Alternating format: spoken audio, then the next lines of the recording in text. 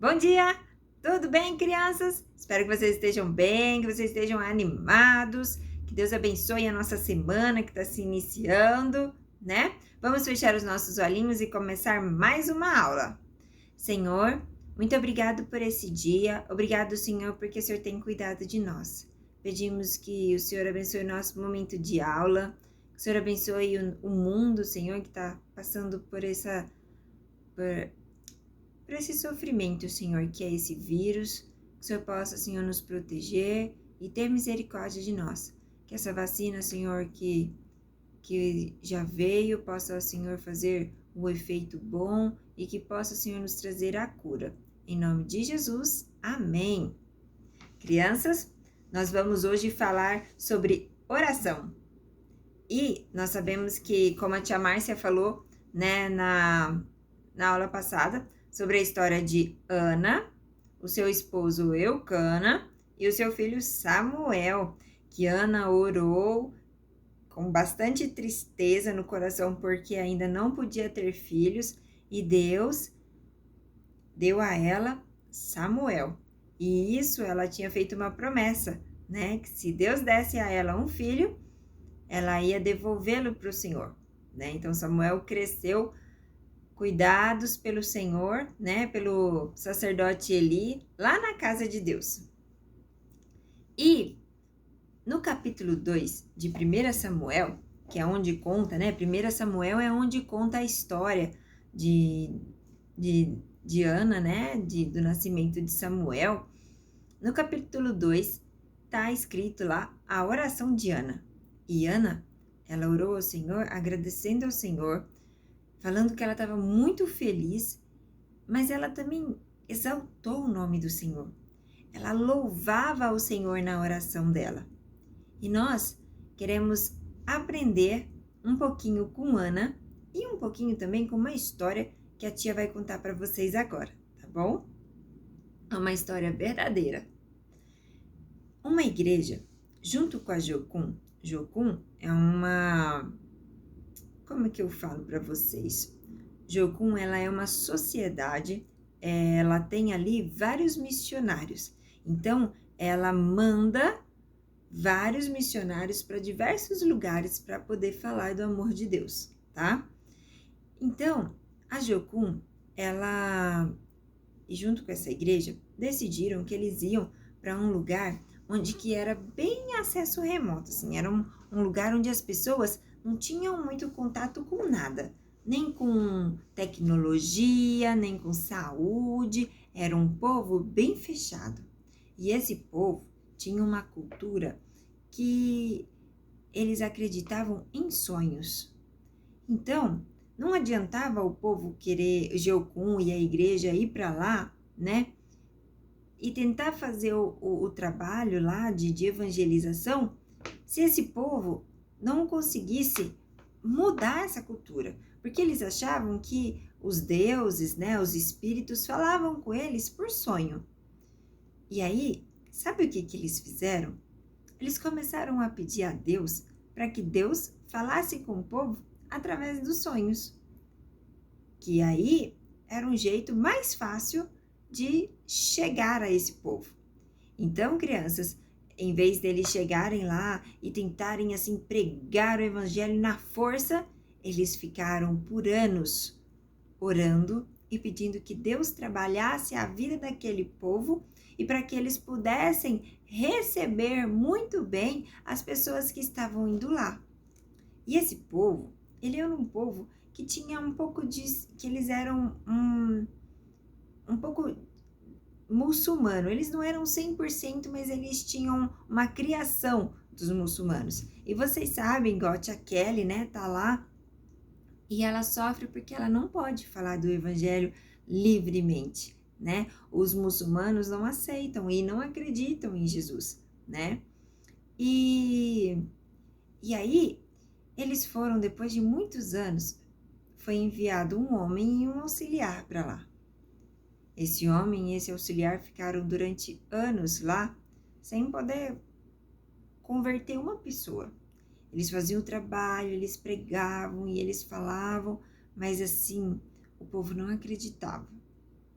O povo não entendia o que é que aquele homem, e junto com aquela outra pessoa, aquele homem se chamava Davi, o que o Davi falava para eles. Eles não entendiam. Na verdade, eles não acreditavam, porque eles só acreditavam se eles sonhassem. Passados-se alguns anos que ele estava lá, foi para lá uma mulher chamada Raquel.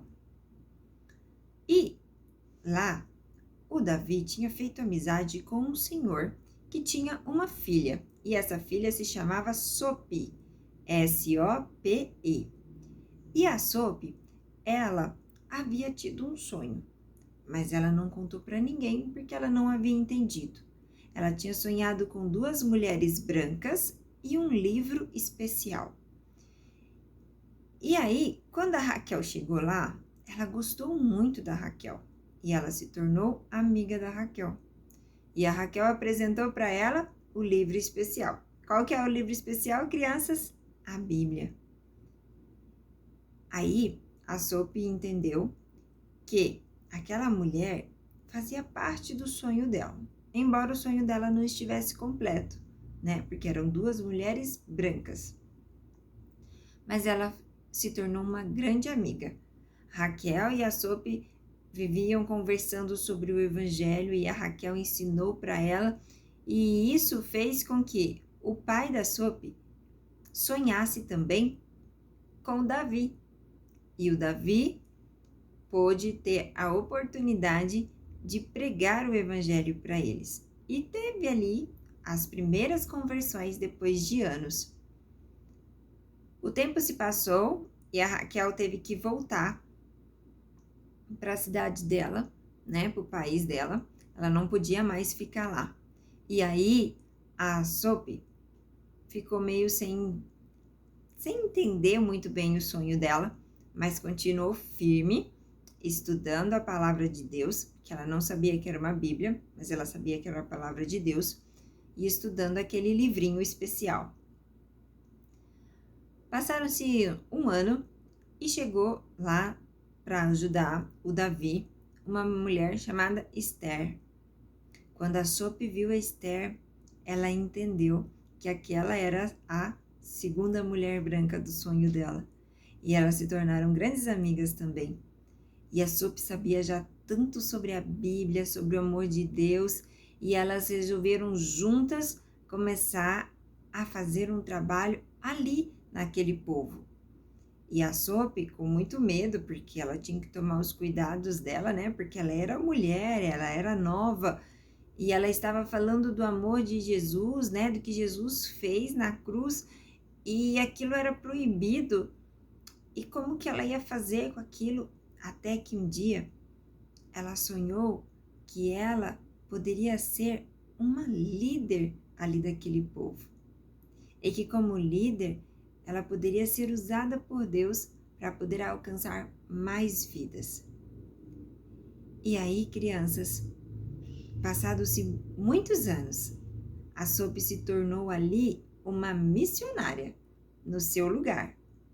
Mesmo ali, ela não teve que sair do seu povo para poder se tornar uma missionária. E a Sophie, juntamente com algumas pessoas, né, da Jocum, elas converteram muitas pessoas. Elas puderam falar do amor de Deus e o Espírito Santo transformou a vida delas. E crianças, isso é uma coisa assim que foram anos, tá? É coisa assim de 10 anos mais ou menos. E olha, a igreja e a Jocum começaram a orar há 10 anos atrás, pedindo para que Deus fizesse com que aquele povo sonhasse. E depois de 10 anos, aquele povo começou a sonhar. Deus escuta as nossas orações, sim. É o tempo dele e ele responde às nossas orações. Nós não podemos desistir. Ana, ela já tinha ido várias vezes lá na igreja, porque eles só iam uma vez por ano, né? E tinha pedido a Deus um filho. Mas Deus ainda não tinha dado para Ana um filho.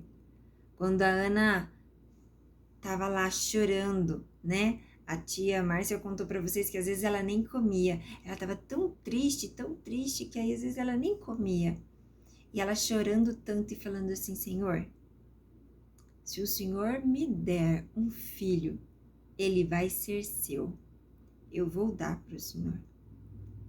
E aí naquele momento a Bíblia conta que depois que o sacerdote ali falou com ela que era para ela ir para casa e que o Deus de Israel escute o teu pedido, ela saiu de lá não mais triste, com a cara triste, ela já saiu de lá mais feliz.